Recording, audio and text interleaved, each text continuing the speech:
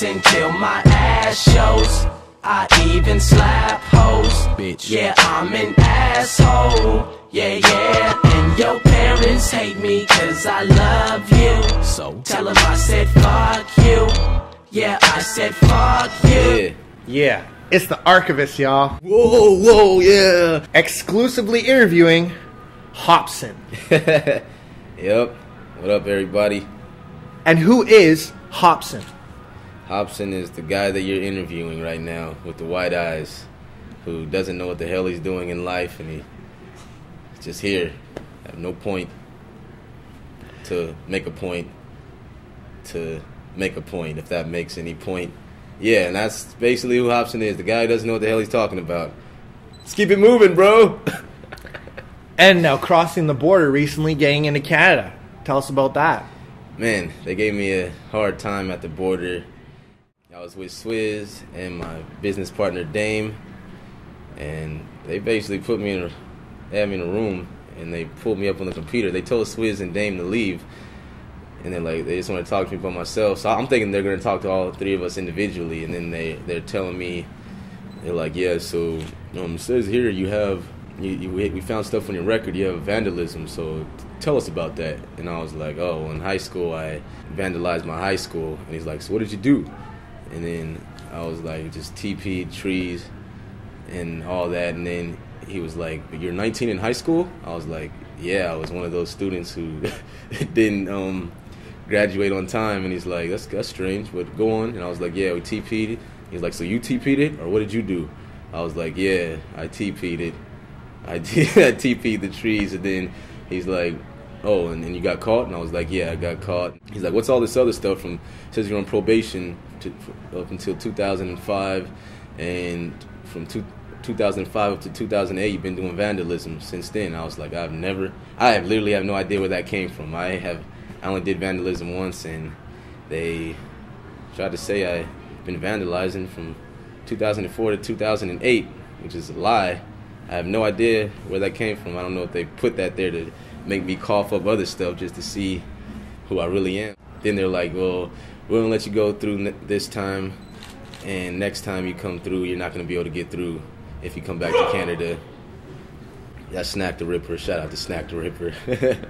They said I'm not going to be able to get through unless I handle some stuff in LA first. They said if I don't clear that up or whatever, I can't come back to Canada. And yeah, then they're like, all right, you can go. Tell your buddies they don't need to come in. You guys can just all get back on the bus and go through the border. So yeah, I'm here. And your thoughts from that?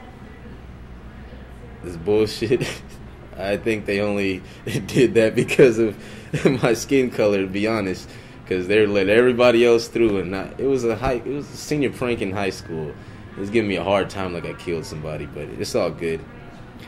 And being signed to Ruthless Records, how did this occur? And then, due to the business, going indie with Funk Volume. This bullshit with Ruthless Records, that was horrible. It was I thought it was going to be dope at first when I got signed to him. Tamika Wright had promised me so many things, and none of it ever happened at all. Only thing that was good out of it was my signing bonus. You know, that started slowly going down, and then, you know, she wasn't giving me any more money after that. She wasn't promoting me. She didn't get my album professionally mixed and mastered. She didn't let me record anything over and professionally. She kept it just how it was when I had my album done before I got signed.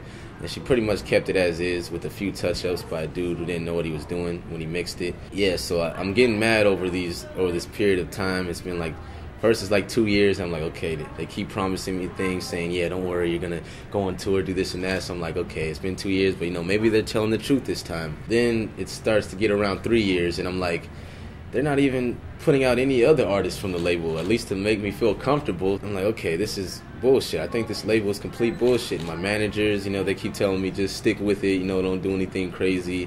Everything's going to fall into place. And my instinct's telling me, like, man, fuck this bitch.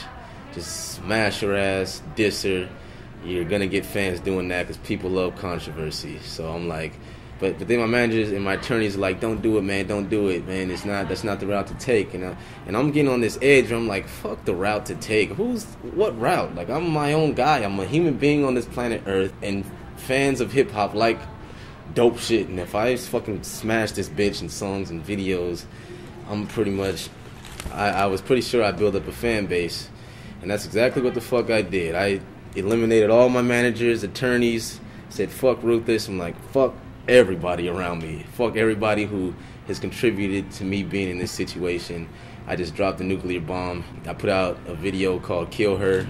That was the first single to my album Raw. And then I dropped the next single, Sag My Pants, which did extremely well on YouTube. And then my album Raw dropped November 19th of 2010. And yeah, the buzz just kept building up until this day. It's just piling up, you know, and the fans I'm building are so like die hard. It's crazy. They're not just regular fans who, you know, it's either you don't like Hopsin or you fucking love Hopsin. And yeah, I fucking love my fans just as much as they love me, and fuck Ruthless. And now I got Funk Volume. You know, me and Swizz, we're the artists on Funk Volume, and I partnered up with Swizz's brother named Dame. And him and we run the business together. We split it 50-50. We own the company 50-50. And, you know, he's handling the business side of everything. I'm handling the creative artwork side from the music and videos and all that.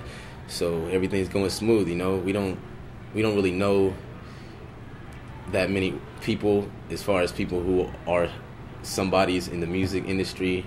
We just know ourselves, and we're connected directly to our fans, and our fans know club promoters, which have made my I Am Raw tour possible. You know, it was all because of the fans, from us making posts on Facebook saying, yo, we're starting up a tour. We didn't really even have any connections. We just posted it like, yo, we're starting up a tour.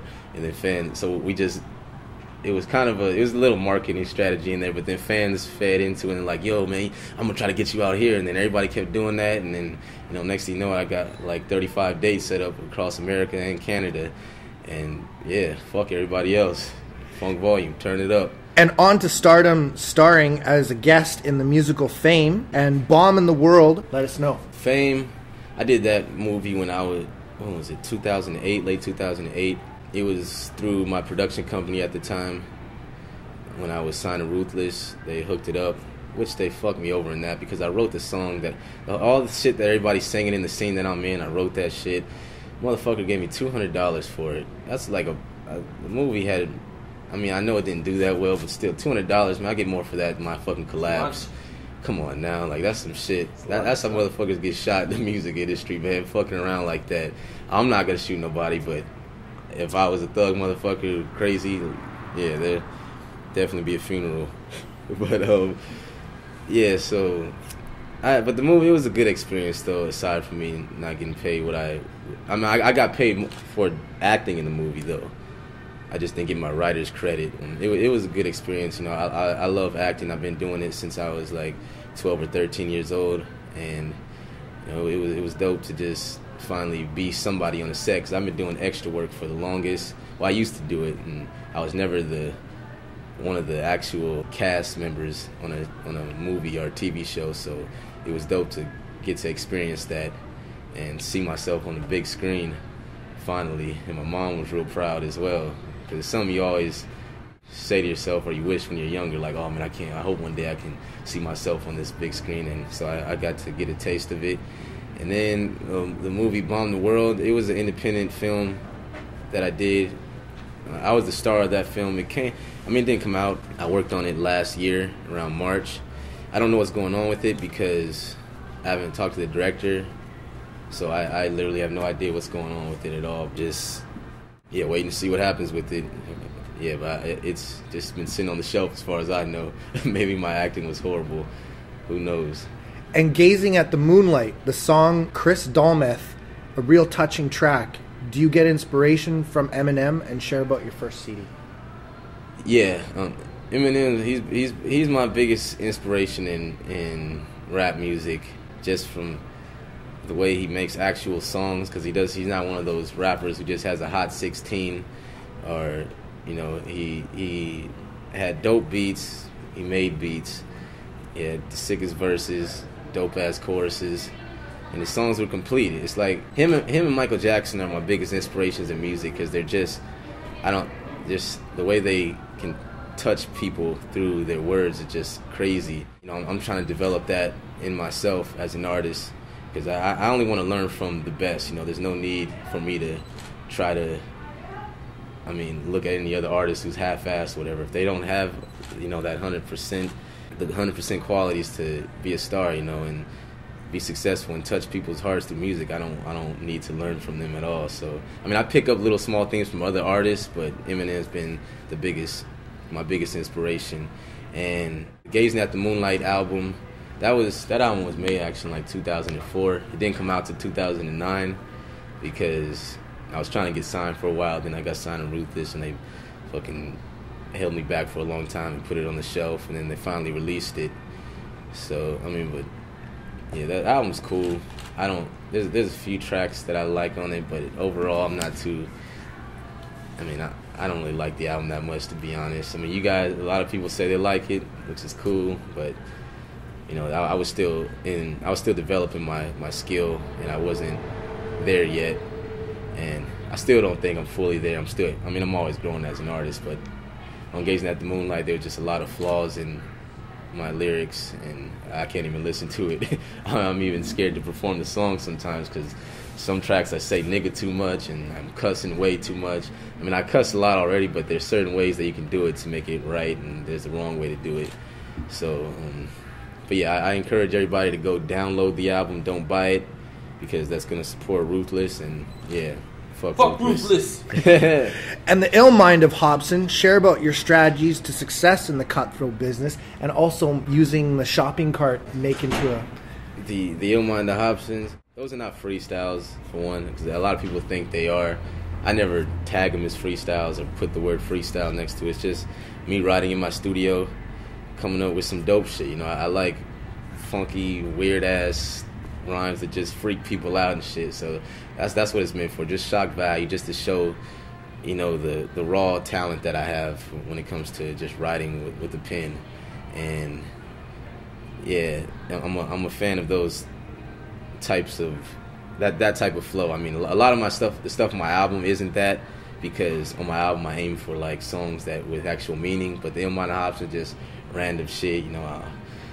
I just say whatever the hell comes to my mind. And the shopping cart one was that Ill Mind of Hopsin 2. That's just me, my crazy mind, just trying to get creative. I needed to make a dolly for shooting videos, so I just went to a grocery store and beat up a shopping cart and put things together. And yeah. How long did it take you to do that? It took 8 hours total to make it all.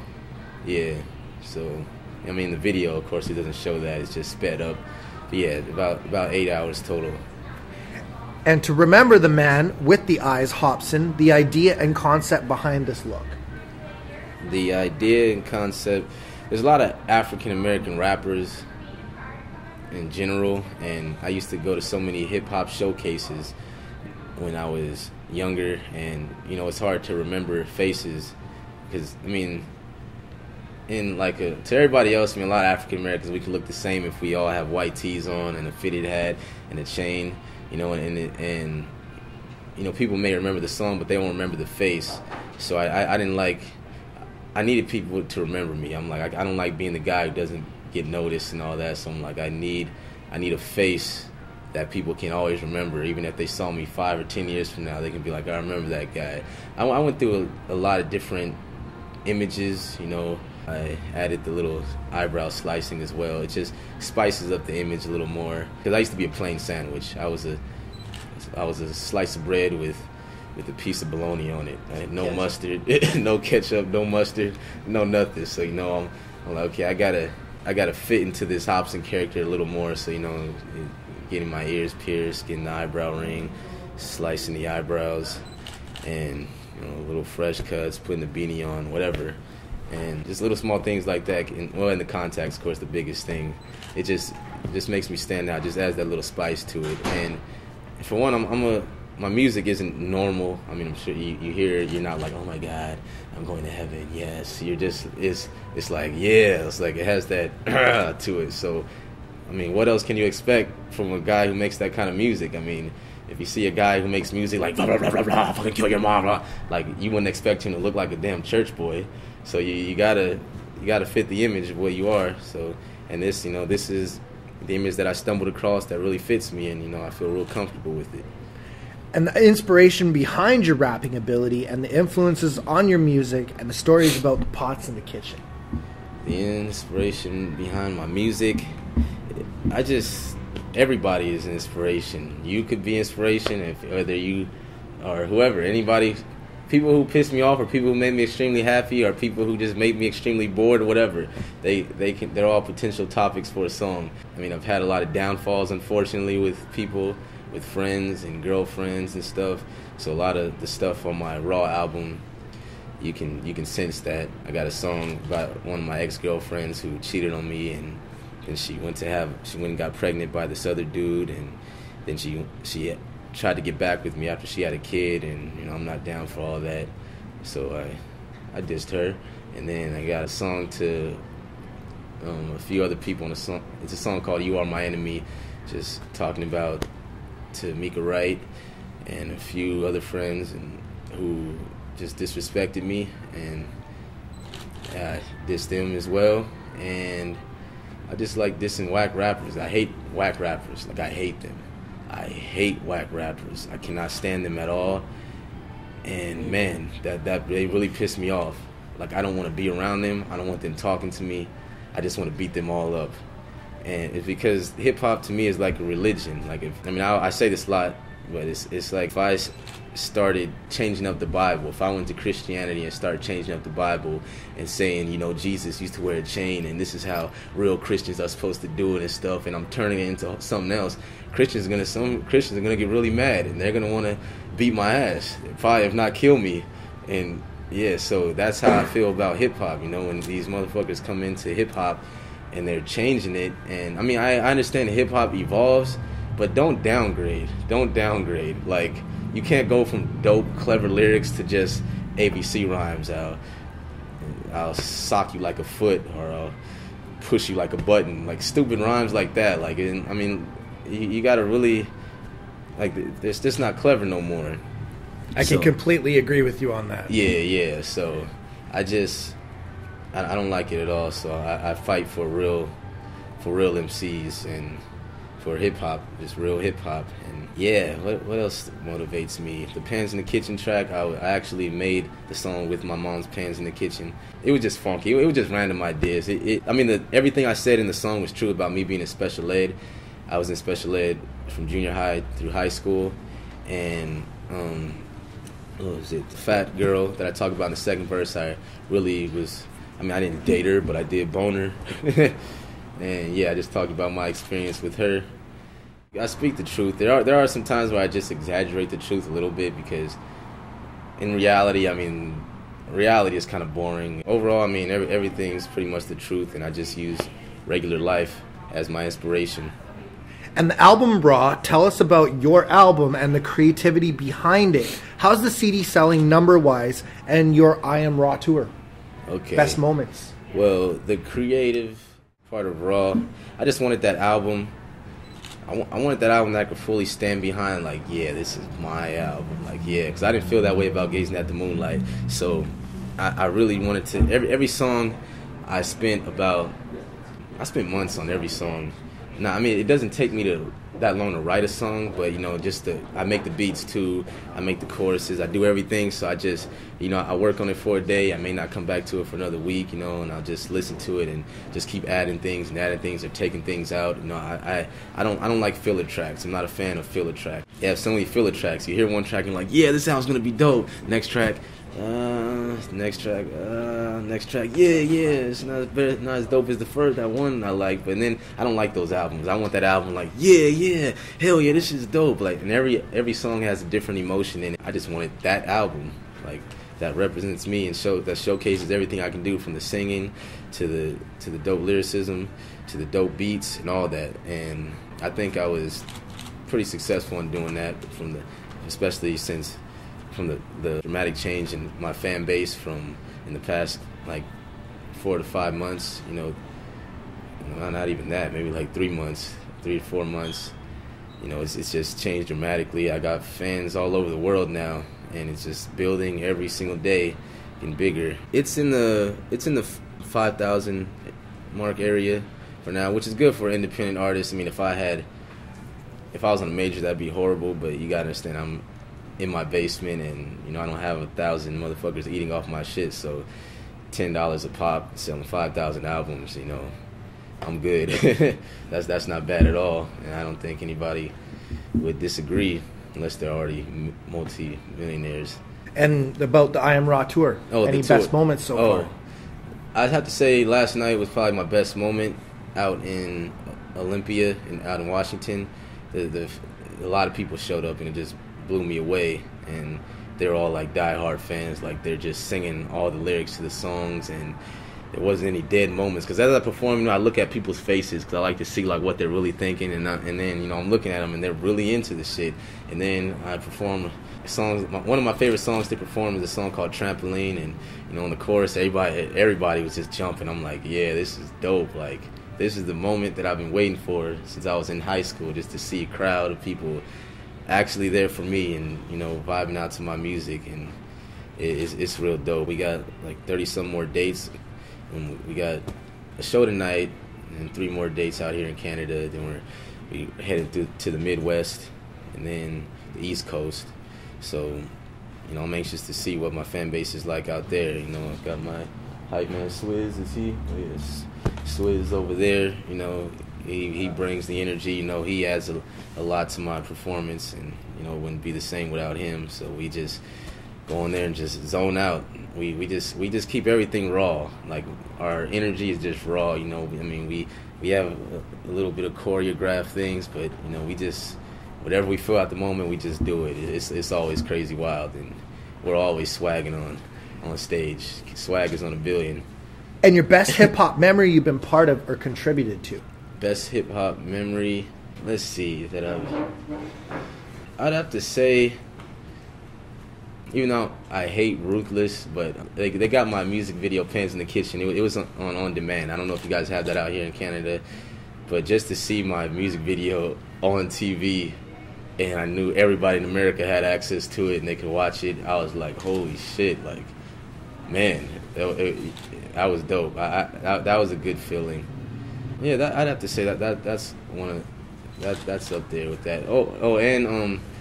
Oh yes, when I dropped my music video, Sag My Pants, because World Star, at first they weren't showing me any love. I've been trying to get them on my side for the longest, for a few years. And I know the feeling. Yeah. And then I posted the video, then a couple of days later, somebody hit me up on Facebook like, man, I saw your video on World Star. I'm like, huh?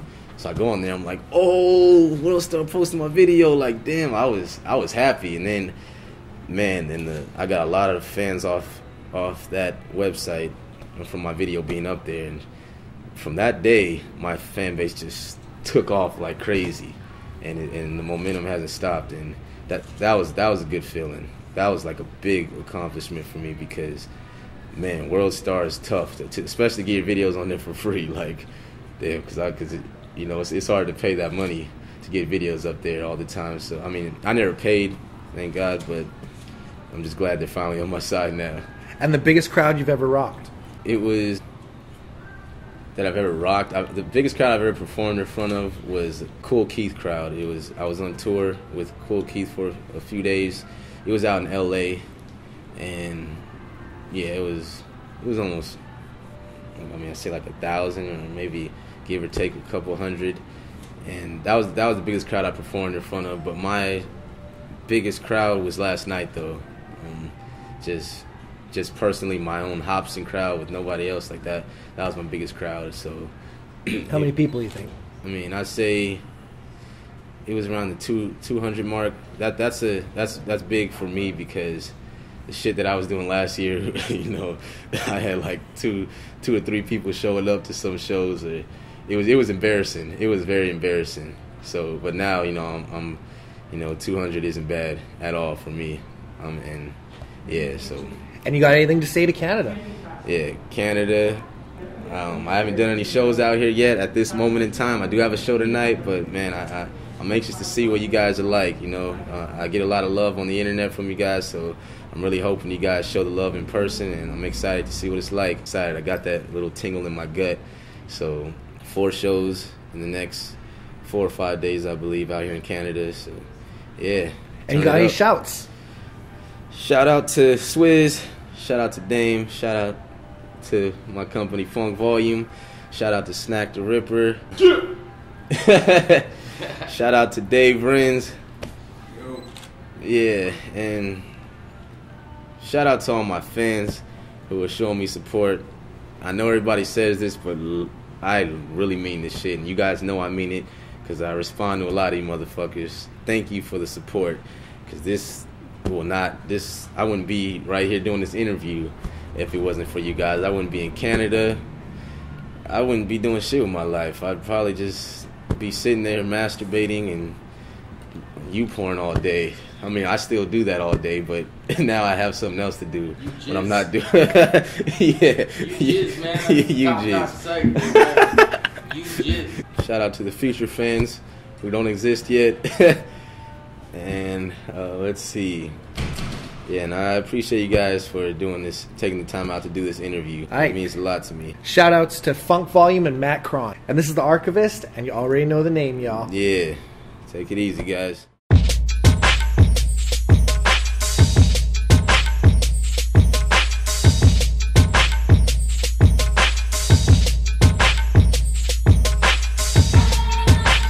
How you like me now? How you like me now? Yeah, how you like me now? I'm flossing on you niggas like blah. How you like me now, motherfucker? How you like, yo?